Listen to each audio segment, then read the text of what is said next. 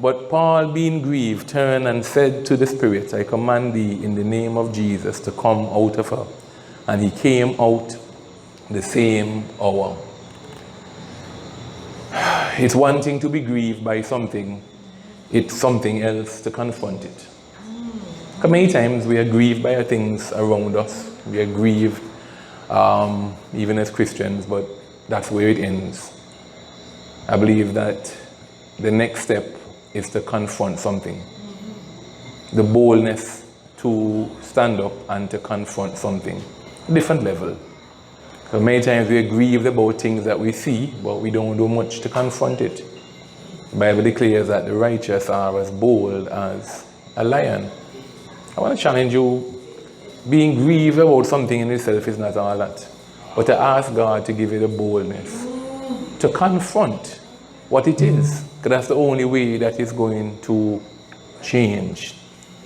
And what's interesting in this verse, it says that they confronted this unclean spirit, but he came out the same hour.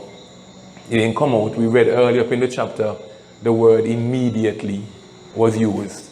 But in this case, it didn't happen immediately. It happened the same hour. Some things take some time. It begins with being grieved. It begins with confronting it. But some things just don't, if we're honest, don't go away immediately. It takes a persistent going.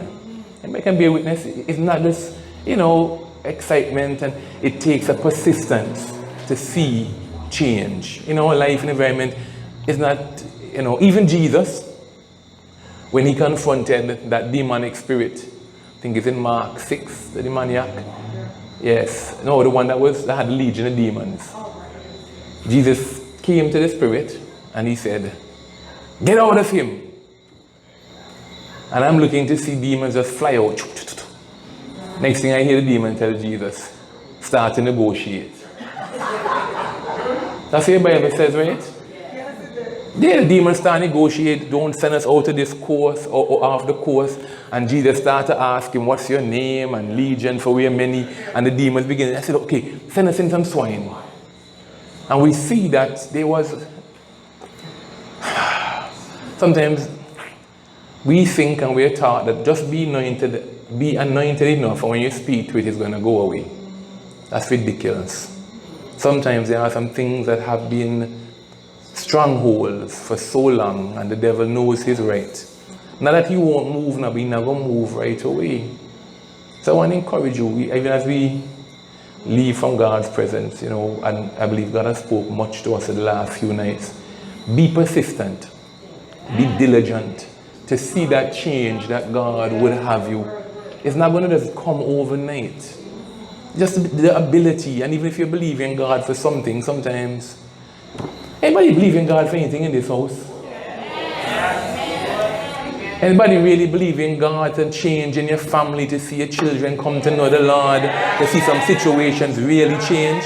But I want to tell you, it's not going to change because you want to see it change. It's not going to change truthfully because you came to a couple meetings tonight and heard Brother Matthew speak. That would be lovely. But the reality is something you have to speak it again and again and again and again. You have to speak it over and over and over again. I'm just encouraged that even Jesus, who was the Christ, meaning the anointed one, had to speak to this situation for a while before he could really see